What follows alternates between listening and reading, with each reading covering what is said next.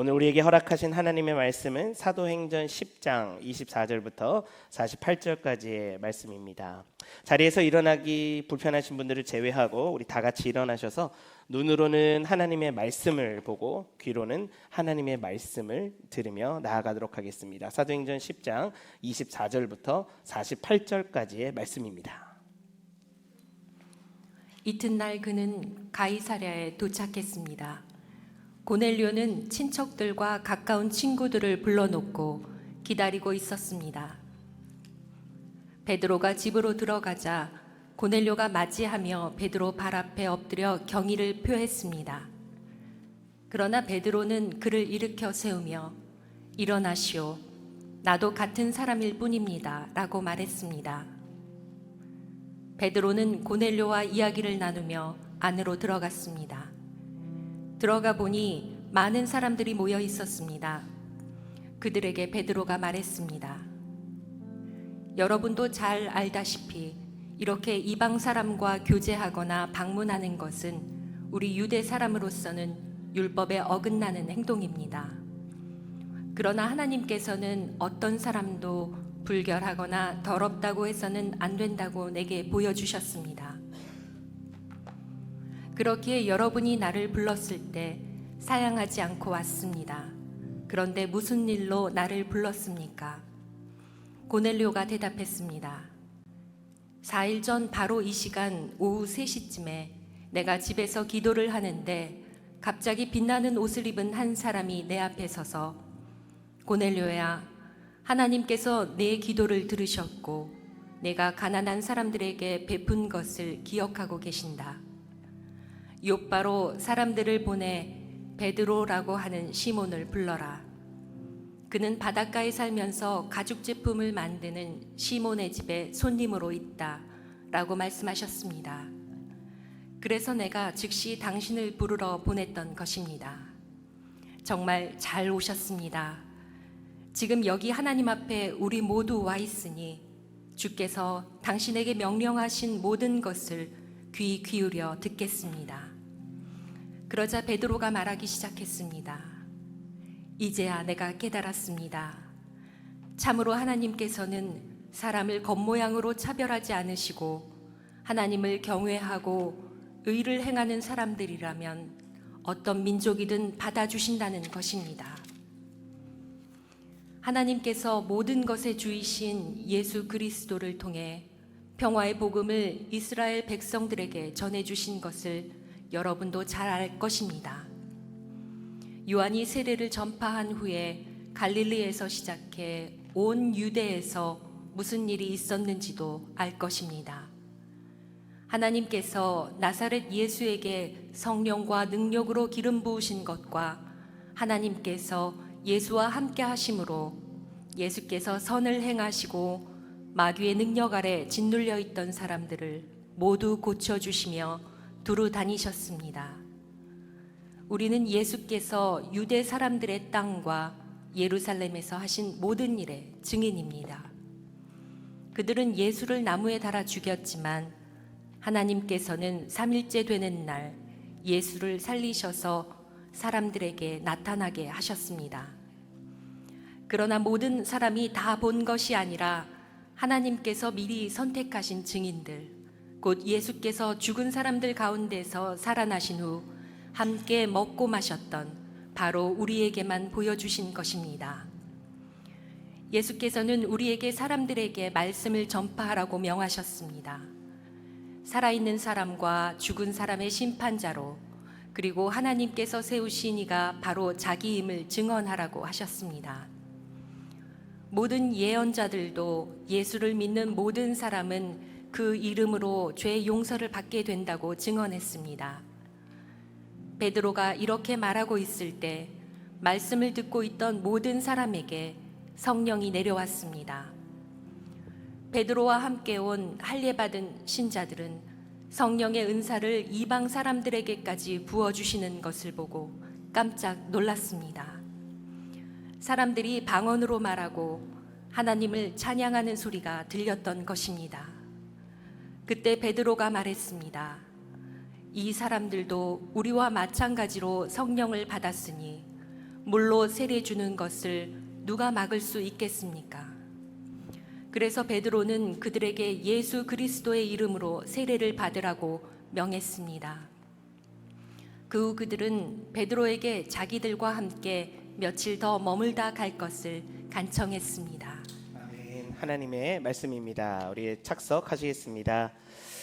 할렐루야. 오늘은 편견을 넘어 자유의 복음으로 라는 제목을 가지고 하나님의 말씀을 증거하도록 하겠습니다. 먼저는 예배에 나와 하나님의 은혜를 사모하시고 또 특별히 예배 가운데 주님의 기름 부으심으로 놀라운 축복을 경험하기 원하시는 성도님들 모든 삶 가운데 주님의 충만한 은혜가 넘쳐나는 이 복된 주일 되시기를 주님을 간절히 축원합니다.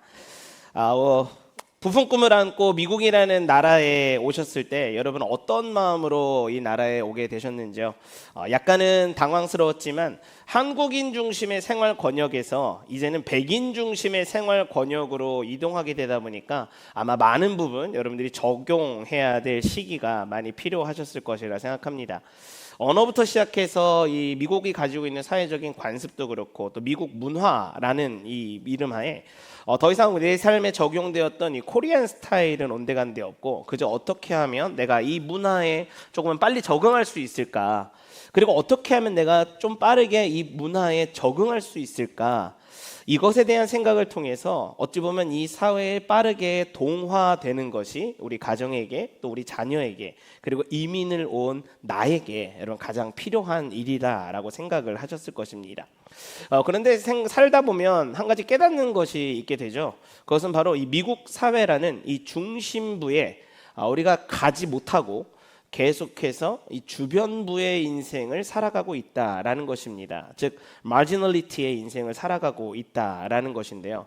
얼마를 벌었는지 물건을 팔고 나면 그 마진을 이야기하는 것이 아니라, 여러분들이 아마 워드나 페이지 같은 걸로 문서를 작성하셨을 때 출력해서 나오는 그 레터 용지에서 보이지 않는 그 여백을 이제 마진이라고 하죠. 그러기에 어떻게 보면 이민자의 삶은 이 여백의 삶을 우리가 계속해서 살아가고 있다라고 볼 수가 있겠습니다. 어떻게든 우리가 중심부로 들어가고 싶지만 이민자라는 장벽, 그리고 아시아계라는 장벽, 그리고 기독교인이라는 이 장벽 때문에 가끔은 우리가 중심부로 들어가지 못할 때가 많다라는 것이죠. 그래서 오히려 어디에서 이런 중심성을 우리가 찾으려고 하냐, 바로 안타깝게도 말이 잘 통하고 때로는 우리가 큰 소리를 낼 수도 있는 한인들이 가장 많이 모여있는 이 교회에서 그 중심성을 찾으려고 하는 사람들이 많다라는 것이죠. 이것은 단순히 지금 우리가 겪고 있는 교회에서, 특별히 이 한인 사회에 있는 교회에서 겪는 문제뿐만이 아니었습니다. 이미 우리가 읽었던 사도행전에서도 이미 그러한 내용들이 있었다라는 것입니다. 사도행전 1장부터 9장의 내용에서 중심성을 가지고 있는 인물이 한 명 있죠. 바로 베드로입니다. 베드로는 갈릴리 어부 출신으로 예수님의 부르심에 적극적으로 순종해서 예수님의 제자가 되었습니다. 그리고 예수 공동체라는 이 중심부에 위치함으로 인해서 복음의 전달에 있어서 유대인들에게만 복음을 전해야 한다라는 편견이 아닌 편견이 존재했던 인물이었습니다. 사도행전 10장 14절 말씀 함께 읽어보도록 하겠습니다. 시작. 베드로는 말도 안 됩니다. 주님, 저는 불결하고 더러운 음식은 먹어본 적이 없습니다 라고 대꾸했습니다. 당시 유대인들은 두 가지에 대해서 굉장히 큰 신경을 쓰고 있었습니다. 첫 번째는 유대인이 아닌 이방 사람들과 교제하는 것, 두 번째는 율법에 어긋나는 일, 즉 정결한 음식만 그들이 먹고 있었다라는 것입니다. 사실 유대인들 중에 누구도 이것에 대해 불만을 가지고 왜 우리가 이런 잘못된 일을 하는 것인가, 왜 우리가 이런 일을 할 수밖에 없는가라는 질문을 아무도 하지 않았습니다. 그냥 당연하다라고 생각했던 것이죠. 그만큼 이방인들과 교제하는 것, 정결하지 않은 음식을 내가 먹는 것, 이것은 그냥 지극히 당연했던 일이었다라는 것입니다. 그런데 이것이 너무나 견고해서 무너지지 않을 것 같던 이런 사회적인 관습이, 이방인에 대한 생각들이 드디어 사도행전 10장에 와서 완전히 산산조각 나버리는 일이 발생하게 된다라는 것이죠. 유대인의 중심에 자리 잡고 있던 이 복음의 역사가 주변인이라고 볼 수 있는 이방인에게 그 중심성이 옮겨지고 있다라는 것입니다. 이 일이 얼마나 대단한 일인지 성경학자들의 대부분은요, 사도행전 10장의 이 내용이 사도행전 전체에 있어서 산봉우리의 역할을 하고 있을 정도다라고 말할 정도로 굉장히 중요한 내용임을 말하고 있습니다. 왜요? 바로 사도행전 10장에 적혀있는 본문으로 인해 이방인들에게도 이제 복음의 문이 활짝 열리게 된 것이고요, 주변부에만 존재했던 이방인들의 이 믿음이라는 영역이 이제는 복음의 중심으로 들어오게 되면서 복음 전파의 중요한 통로로 사용되어졌기 때문입니다. 그러기에 사도행전 10장부터 28장까지 바울의 전도 여행이 우리 가운데 어색하지 않게 들리게 되는 것이죠. 이것은 또한 진정으로 복음의 자유의 발걸음이 생겼다는 것입니다. 그런데 여러분, 이 일이 어디에서 시작되었는지 여러분 아시고 있으십니까? 물론 오늘 본문에 등장하는 이 고넬료라는 백부장의 집이 있는 가이사랴에서 베드로와의 만남이 이루어지기는 하지만, 이 만남을 이루기까지 바로 그 지역에서 베드로를 찾아야 했었고, 반대로 베드로도 고넬료가 보낸 사람을 그 한 지역에서 만나야 했었습니다. 사도행전 10장 5절 다 같이 한번 읽어보도록 하겠습니다. 사도행전 10장 5절입니다. 시작. 지금 사람들을 욥바로 보내 베드로라고도 하는 시몬을 데리고 오너라. 여러분, 어디입니까? 바로 욥바라는 도시입니다. 자, 그렇다면 왜 하나님은 편견을 넘어 자유의 복음이 되기 위해서 욥바에 베드로를 가게 하셨고, 또 고넬료의 종들을 욥바라는 그곳에 보내셔서 만나게 하셨을까? 가이사랴에서 그냥 그 일을 하셔도 되는데 왜 굳이 욥바일까? 도대체 왜 하나님은 욥바라는 그 도시에서 이 일을 하게 하신 것일까? 성경에서의 욥바는 성전을 짓는 데 필요한 목재들, 특히 백향목을 수송하는 굉장히 큰 항구로 사용되었는데요, 특별히 솔로몬이 성전을 지을 때, 또 이후에 스룹바벨에 의해 지어졌을 때 모두 이 욥바를 통해서 레바논의 백향목이 운송되어질 정도로 굉장히 큰 항구 중에 하나였습니다. 그러기에 성전의 목재를 나르는 곳, 또 스룹바벨의 성전 건축을 위해 사용했던 도시라는 이미지 때문에 욥바가 굉장히 긍정적인 이미지를 가지고는 있습니다. 하지만 우리가 너무나 잘 알고 있는 그 한 명의 인물로 인해서 이 욥바는 자존감이 낮은 곳, 하나님의 명령을 어겨 다른 곳으로 가려는 곳, 그리고 편견의 극대화로 인해서 하나님의 뜻을 제대로 이해하지 못한 곳으로 사도행전 9장이 이어지기까지는 계속해서 이어져 왔었습니다. 요나서 1장 3절 말씀 제가 읽어드리겠습니다. 그러나 요나는 여호와로부터 도망쳐 나와 다시스로 향했습니다. 그는 욥바로 내려가서 그곳에서 다시스행 배를 발견했습니다. 그는 백삭스를 내고 여호와를 피하기 위해 배를 타고 다시스로 향했습니다. 만약 이 상황에서 요나가 하나님의 마음을 그대로 받아서요, 여러분 순종하며 그 길을 걸어갔다라면 아마 성경에서 증거하는 이방인에 대한 구원의 역사가 사도행전 10장이 아니라 요나서 1장에서 그것이 기록되어졌을 것입니다. 하지만 요나를 기억할 때 어떻게 우리가 기억하고 있습니까? 니느웨 사람들은 구원받을 가치도 없는 사람들이야 라고 하면서 자신의 교만한 마음을 내비치고 하나님의 뜻과는 상관없이 반대로 행했던, 자신의 편견에 사로잡혀 오히려 니느웨로 가지 않고 다시스로 향하게 갔던 선지자로 우리는 기억하고 있습니다. 심지어 그는 니느웨를 찾아갔지만 그 니느웨 사람들이 하나님께 회개하는 그 모습을 보면서도 오히려 하나님의 은혜와 사랑이 이방인에게 가득 차 있는 것에 불만이 가득한 모습을 보면서 화까지 냈던 선지자가 바로 요나 선지자였습니다. 즉 욥바라는 이 지역은 이방인들에게 복음을 전하는 것에 대한 편견과 더불어 심지어 그들이 복음을 듣고 회개하는 것에 불만을 가졌던, 하나님과 사랑과 반대되는 지역의 표본으로 남겨져 있던 것이죠. 그런데 하나님께서 이 욥바라는 지역에서 고넬료 그리고 베드로 이 두 사람을 만나게 하시죠. 왜요? 바로 상처와 편견과 하나님에 대한 불신과 불만과 하나님을 믿는다는 그 우월함과 교만이 존재했던 그곳에서부터 바로 하나님은 진정한 회복을 일으키셔서 이방인들에게도 복음을 전파하기 원하셨기 때문인 것입니다. 그래서 오늘 첫 번째로 우리 성도님들과 나누고 싶은 것은 이것입니다. 하나님은요, 아픔과 절망과 낙심과 편견이 있는 바로 그곳에서 회복의 시작을 원하신다라는 것입니다. 하나님의 관점에서 이방인에게 전하는 복음의 중심성이 시작되어야 될 장소는 여러분 바로 욥바였다라는 것이죠. 이곳에서 이방인을 향한 하나님의 은혜와 한량없는 사람이 다시금 제대로 시작되기를 하나님이 원하셨다라는 것입니다. 이방인에 대한 편견, 그들이 복음을 받아들이는 것에 대한 불쾌함을 가졌던 바로 그 자리에서 하나님은 진정한 사랑과 긍휼을 베푸시길 말하는 마음으로 회복을 원하셨다라는 것입니다. 사랑하는 성도님 여러분, 어느 누가 이 일을 이렇게 진행할 것이라고 상상이라도 할 수 있었겠습니까?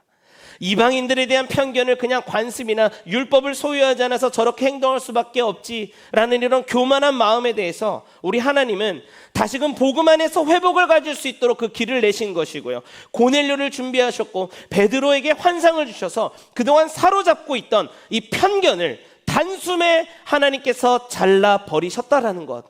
여러분, 과연 어느 누가 이 일을 이렇게 진행할 것이라고 상상할 수가 있었을까요? 사랑하는 성도님에게 선포합니다. 그동안 여러분을 옥죄고 여러분에게 가지고 있던 사람들의 어떤 따가운 편견들, 시선들, 하나님이 아닌 것들에 대해 발생했던 어떤 오해들, 또는 내 안에 있던 죄성들, 하나님이 말씀하시려는데 하나님의 그 말씀을 내가 받아들일 수 없다라고 생각하는 내 안의 한계들, 교만함들, 여러분, 하나님께서 다른 곳에서 여러분을 회복시켜 주는 것이 아니라 여러분의 그 상처와 아픔이 있는 그 자리에서 하나님께서 말씀의 그 단칼로 깨트려 주실 것이며 회복하심으로 인해 복음이 주는 진정한 그 자유를 경험케 하실 줄 예수님의 이름으로 선포합니다. 오늘 본문 말씀 28절에 이렇게 적혀 있습니다. 그들에게 베드로가 말했습니다. 여러분도 잘 알다시피 이렇게 이방 사람과 교제하거나 방문하는 것은 우리 유대 사람으로는 율법에 어긋나는 행동입니다. 그러나 하나님께서는 어떤 사람도 불결하거나 더럽다고 해서는 안 된다고 내게 보여주셨습니다. 베드로는 하나님 주신 명령에 순종함으로 욥바에서부터 가이사랴로 건너와 그동안 가지고 있던 편견을 과감히 깨트렸습니다. 물론 그도 처음에 이 일에 대해서 의심이 있었죠. 하나님 주신 그 음성과 환상을 깨닫자마자 일면식도 없던 사람들의 그 발걸음을 쫓아 가이사랴로 오게 된 것이고요. 여러분, 하나님의 은혜 안에서 하나님이 그동안 바라고 원하셨던 그 이방인에게 복음이 전달이 되는 그 문이 열리게 되는 그 역사를 하나님께서 이루셨다라는 것입니다. 우리나라 속담에 이런 말이 있습니다. 여러분, 쇳불도 단김에 빼라라는 속담이 있죠. 이 속담이요, 여러분, 단번에 그걸 빡 빼라라는 것이 아니라 이 소뿔 자체가 한번 생각해 보십시오. 여러분, 얼마나 단단히 거기에 박혀 있겠습니까? 이것을 한 번에 확 빼기가 쉽지 않습니다.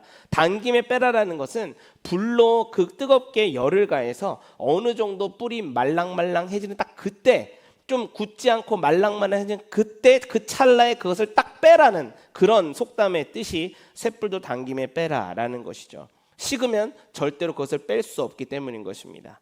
사도행전 1장부터 시작된 성령의 열기가요, 유대와 사마리아의 변화를 가져왔다면 이제는 그 성령의 열기로 달궈진 이방인들에게 그 열기가 전해짐으로 여러분, 복음의 문이 사도행전 10장에서 드디어 활짝 열리게 된 것입니다. 편견과 교만으로 사로잡혀 전혀 뽑히지 않을 것 같던 이방인들의 복음 전달 사명에 대한 견고함이 결과적으로는요, 성령의 열기로 녹아내렸다라는 것입니다.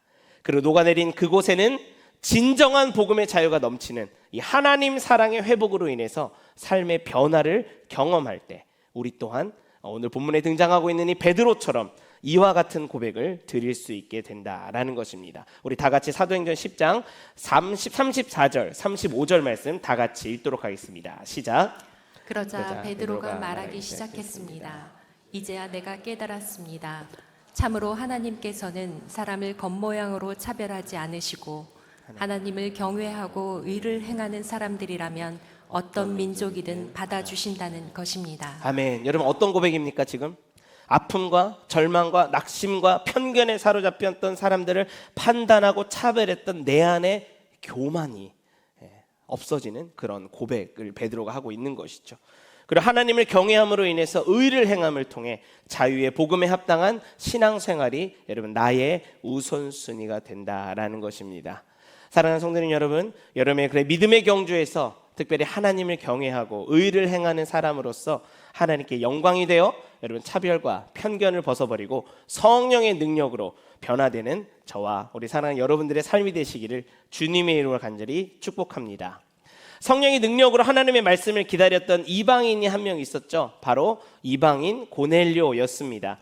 고넬료의 경검함은 사도행전 10장 2절 말씀과 더불어서 또 오늘 말씀 30절 31절 이렇게 한 챕터에 2번이나 적힐 정도로 하나님 마음에 굉장한 감동이었습니다. 오늘 본문인 30절 31절 말씀 두 구절 다시 한번 다 같이 읽도록 하겠습니다. 30절 31절 시작. 고넬료가 대답했습니다. 4일 전 바로 이 시간 오후 3시쯤에 내가 집에서 기도를 하는데 갑자기 빛나는 옷을 입은 한 사람이 내 앞에 서서 고넬료야, 하나님께서 내 기도를 들으셨고 내가 가난한 사람들에게 베푼 것을 기억하고 계신다. 아멘. 여러분, 하나님의 영감으로 기록된 성경 안에서요, 어떤 한 인물에 대해서 이 챕터 하나에 2번 연속으로 기록되어 있는 본문은 굉장히 전무후무합니다. 그만큼 이방인 고넬료의 행동은 하나님의 마음에부터 굉장히 감동이었다라는 것이었고요. 특히 그의 기도를 들으셨다라는 점, 그리고 가난한 사람들에게 베푼 것을 기억하고 계신다라는 점에서 믿음을 가진 자들의 어떤 행동이 하나님께서 기뻐하시는 건지 그리스도의 덕목을 발견할 수 있는 그런 구절로 생각해 볼 수가 있죠. 그런데 여기서 우리는 한 가지 궁금한 것이 생깁니다. 고넬료는 과연 어떻게 이런 신실한 믿음을 소유하게 된 것일까? 어떤 사람의 전도를 받은 것도 아니고 또 사도행전 8장에서 그 이디오피아 내시처럼 그냥 마차에서 이사야서를 읽다가 하나님의 감동으로 하나님을 깨닫게 되는 신실한 믿음을 소유하게 된 것도 아니고 도대체 고넬료라는 이 개인, 이탈리아 군대 백부장으로 그저 장교로 일했던 이방인이 어떻게 이렇게 신실한 믿음을 소유하게 된 것일까? 제가 이 질문에 대해서 긴장을 많이 해서 그런지 제가 새벽에 일어나서 고민을 하면서 하나님께 질문을 계속했습니다. 하나님, 여기가 해결돼야 제가 다음 부분을 나갈 수 있을 것 같습니다. 하나님, 고넬료는 어떻게 이러한 신실한 믿음을 소유하게 된 것입니까? 고넬료의 경건함은 하나님 어디서부터 시작된 것입니까? 계속 질문하면서 하나님 앞에 매달리기 시작했습니다. 여러분, 한 가지 진리를 선포합니다. 하나님 앞에 매달리면 하나님 어떻게 해주십니까? 이루십니다. 매달리는 영성이 있기를 주님을 간절히 축복합니다. 매달리십시오. 우리 자녀들 떼쓰면 어떻게 합니까? 거부하다가도 츤데레처럼 이렇게 해주죠, 부모님. 네, 여러분 하나님께 매달리시기를 바랍니다. 그러다가 33절 말씀에서 저의 시선이 멈추게 되었는데요. 고넬료가 어떻게 신실한 믿음을 소유한 사람이 되었는지에 대한 이 희미한 불빛 같은 힌트 한 가지가 저에게 발견이 되어졌습니다. 사도행전 10장 33절 말씀 다 같이 한번 읽도록 하겠습니다. 시작. 그래서 내가 즉시 당신을 부르러 보냈던 것입니다. 정말 잘 오셨습니다. 지금 여기 하나님 앞에 우리 모두 와 있으니 주께서 당신에게 명령하신 모든 것을 귀 기울여 듣겠습니다. 여러분, 어떤 부분에서 저의 시선이 고정되었을까요? 네. 모든 것을 귀 기울여 듣겠습니다라는 부분이었습니다. 여러분, 고넬료는 항상 기도하던 사람이었습니다. 그런데 그 항상이라는 이 부사에는 하나님 말씀하시는 영역에 내가 늘 귀 기울여 듣겠다라는 마음의 중심이 그에게 있었죠. 그래서 일면식도 없고 이름만 들었던 이 베드로라는 사도를 만났을 때 하나님을 향해 신실한 믿음을 소유함으로 순수하게 그에게 질문할 수 있었던 것이고, 하나님께서 베드로를 통해 나에게 무슨 말씀을 해주실까 귀 기울였던 이 고넬료의 성품이 자연스럽게 나오게 된 것으로 보여집니다. 그리고 이것이 그의 신실함을 가지게 된 근거가 아닐까 생각을 해봅니다. 또한 생각해 보니까 여러분, 이 백부장이라는 장교, 그는 100명의 사람들을 통솔하고 인솔하고 오히려 명령하는 데 익숙한 사람이었습니다. 그렇다면 이러한 직업을 가진 사람이 여러분 명령을 내리는 게 쉬울까요? 어떤 사람의 말을 듣는 게 쉬울까요? 당연히 명령을 내리는 게 쉬운 사람인 것이죠. 하지만 그럼에도 불구하고 그는 자신이 입고 있던 백부장의 옷을 과감히 벗어던지고 하나님의 음성에 귀 기울이며 순종하는, 즉 하나님을 경외하는 삶을 살고 있었다라는 것입니다. 그래서 오늘 본문을 통해 주시는 두 번째 하나님의 메시지가 있다면요, 하나님을 진짜 사랑하는 사람은 하나님께 묻고 그 대답을 귀 기울여 듣는 인생이다라는 것입니다. 하나님을 진짜로 사랑하는 사람은 하나님께 묻고 그 대답을 귀 기울여 듣는 인생이다. 여러분, 우리가 어릴 적에 부모님에게 얼마나 많은 질문을 했습니까? 아빠, 이게 뭔가요? 엄마, 이건 어떻게 해야 돼요? 등등. 같은 질문이라도 부모님에게 매번 질문하고 우리가 매번 대답을 들었습니다. 우리의 첫사랑 되시는 예수님, 우리가 하나님을 만나서 교회가 뭔지, 신앙이 뭔지, 설교 내용도 뭔지도 모르던 그 시절에 여러분, 얼마나 많은 질문을 우리가 하나님께 했는지 여러분들 기억나실 것입니다. 모세가 출애굽했을 때도 그랬고요. 매번 같은 본문을 봐도 우리는 하나님의 뜻이 무엇인지 잘 몰라서 얼마나 같은 질문을 많이 몇 번이나 드렸는지 손과 발을 다 동원해서도 셀 수 없을 정도라는 것이죠. 그런데 지금 현재 우리의 영적인 상태는 어떻습니까? 이제 9월이면 제 큰아들이 그레이브 투웨브가 되는데요. 이제 뭐 좀 안다고 질문을 안 합니다. 질문하려고 그러면은 이러면서 그냥 집에 그냥 방에 들어가 버리는 큰아들을 볼 때, 오히려 몇 번 이야기해도 다 아는 내용을 왜 또 잔소리로 이야기하냐면서 귀찮은 듯 대답하는 이 자녀의 모습을 본다라는 것이죠. 정말 죄송하지만 여러분, 교회에 대해서 조금 안다고, 이 성경에 대해서 내가 조금 안다고 하나님이 우리에게 순종이라도 요구하시면, 하나님, 내가 그 순종 예전에 다 했던 건데요, 그걸 도대체 지금 이제 와서 아직도 이걸 말씀하시면 어떡합니까? 라고 하면서 왜 또 그걸 이야기한다라고 하며 하나님 말씀하시는 것에 화를 내고 있는 우리 모습이 있는 것은 아닌지. 여러분, 우리 하나님이요, 여러분께서 첫사랑을 가지고 하나님께 순수하게 질문했던 그때를 하나님 여러분 기억하고 계신다라는 것입니다. 성경에 그런 본문이 있을까요? 없을까요? 있으니까 제가 여러분께 말씀 좀 알겠습니까? 예레미야 2장 2절 말씀인데요, 우리 다 같이 한 목소리를 봉독하겠습니다. 시작. 가서 예루살렘의 귀에 외쳐라. 여호와가 이렇게 말한다. 내 어릴 적의 헌신과 내 결혼의 때의 사랑과 내가 광야 곧 씨 뿌리지 못하는 땅에서 어떻게 나를 따랐는지를 내가 기억한다. 이 청년의 때, 신혼의 때 풋풋하게 하나님이라는 이 단어만 들어도 이 마음에 감동이 일어나고 눈물이 나던 바로 그때를 여러분 하나님이 기억하고 계신다라는 것입니다. 하나님이 이방인 고넬료에게 감동을 느끼신 이유가 있다면 무엇이라고 생각하십니까?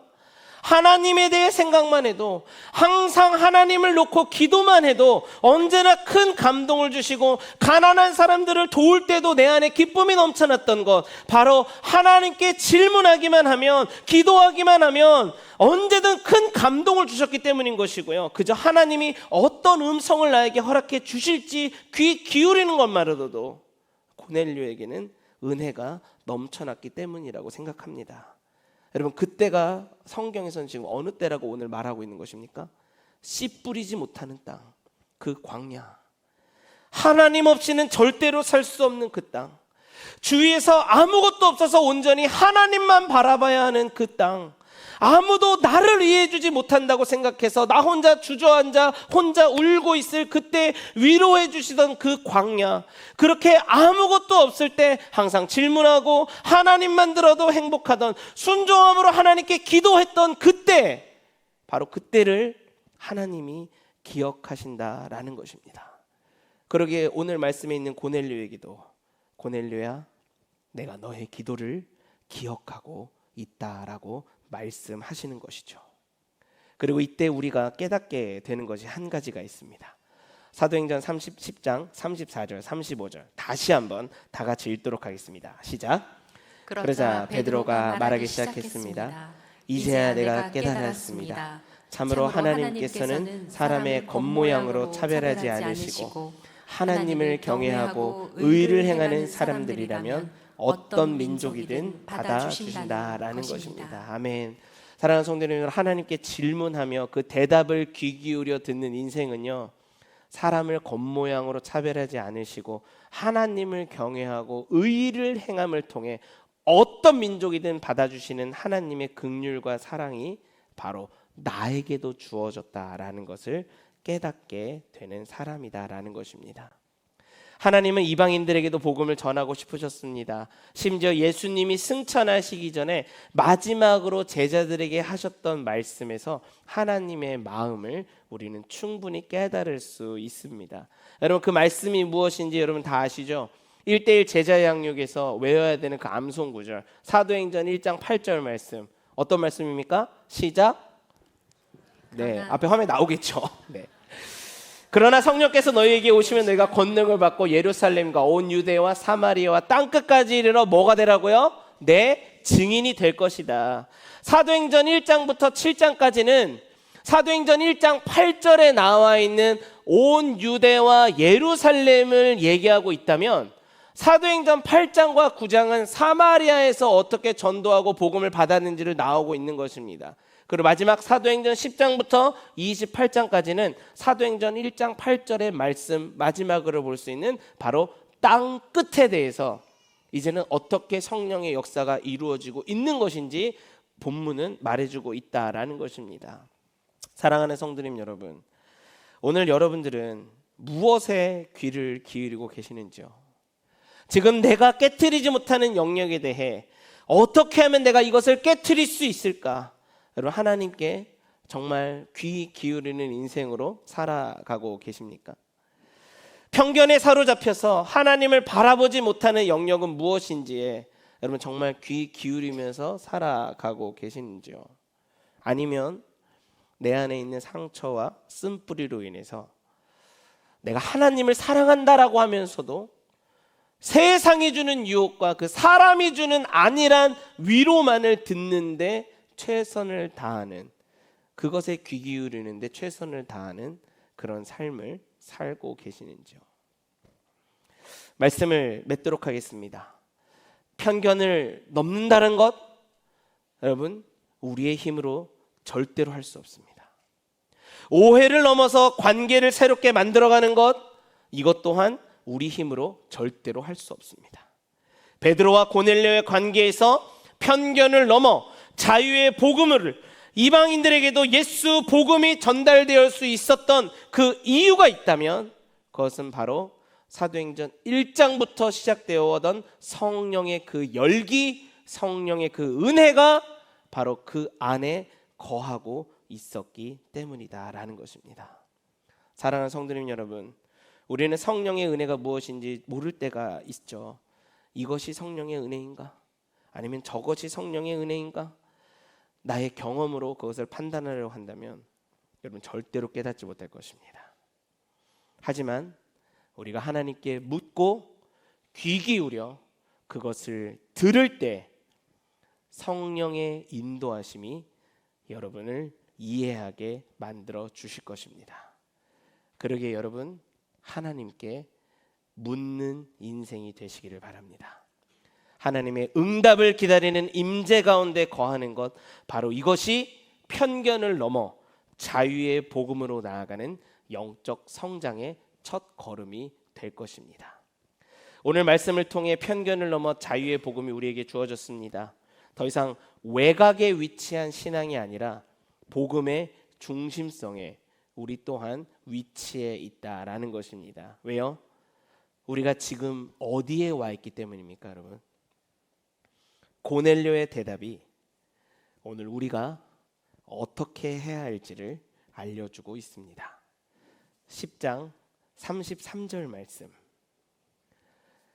지금 여기 하나님 앞에 우리 모두 와 있으니 주께서 당신에게 명령하신 모든 것을 귀 기울여 듣겠습니다. Now we are all here in the presence of God to listen to everything the Lord has commanded you and tell us. 지금 여기 하나님 앞에 코람데오.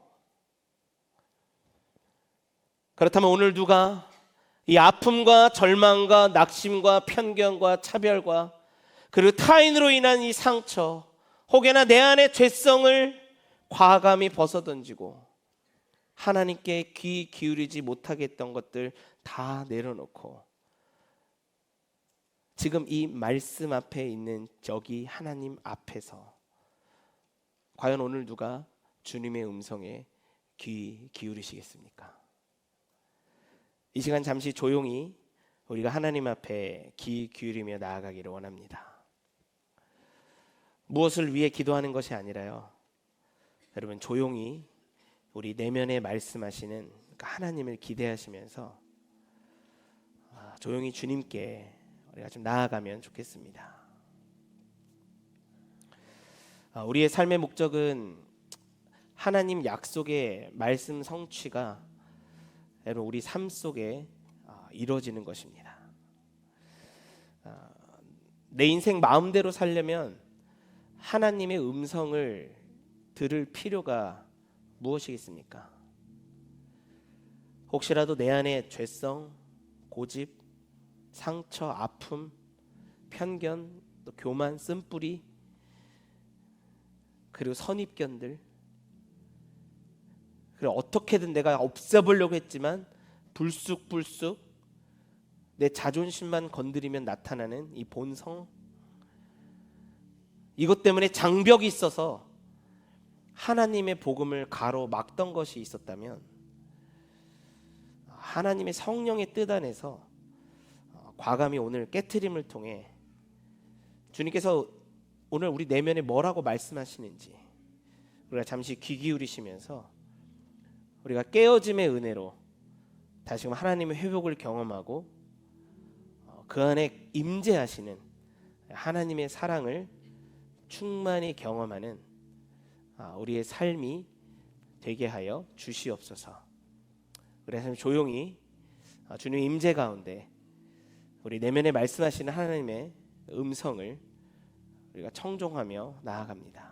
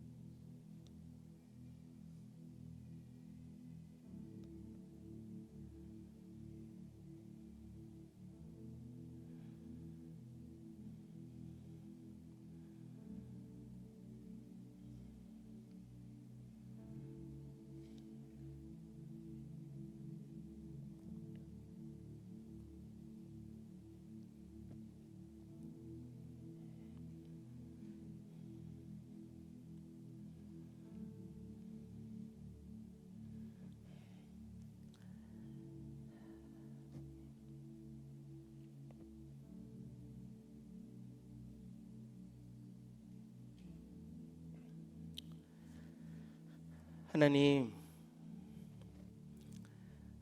삶의 분주함 때문에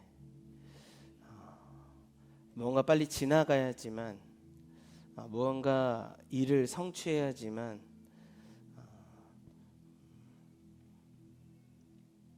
내 안에 만족감이 넘쳐났다라는 것, 그리고 주님께 무언가를 잘해야지만 주님의 축복을 받을 수 있다라고 생각했던 내 안의 선입견들, 특별히 자유의 복음이라고 들었음에도 불구하고 이 복음이 내 안에도 살아 움직이지 못하는데 어떻게 다른 사람에게 살아 움직이겠어 라고 교만하게도 고백했던 나의 본성을 주님 깨트리기를 소망합니다. 주님, 고넬료가 고백했던 것처럼 지금 여기 하나님 앞에 주의 말씀을 듣겠다라고 하면서, 귀 기울여 듣겠다라고 하면서 온전히 주님께 순종하기로 결정했던 그 마음의 고백이 하나님 우리의 고백되게 하여 주시옵소서. 우리 가정의 고백되게 하여 주시옵소서. 우리 자녀의 고백되게 하여 주시옵소서. 하나님, 정말 그러한 믿음의 삶, 주님께 귀 기울은 삶을 살아가기를 소망합니다. 그 편견을 넘어 진리가 너희를 자유케 하리니 그 진리 안에 뛰놀며 그 진리 안에 마음껏 주님 앞에 질문하며 주님의 음성에 귀 기울이는 하나님, 우리의 심령이 되게 역사하여 주시옵소서. 경건의 모양으로 살아가는 우리의 삶이 아니라 경건의 능력으로 살아가는 우리 모두 되게 역사하여 주시옵소서.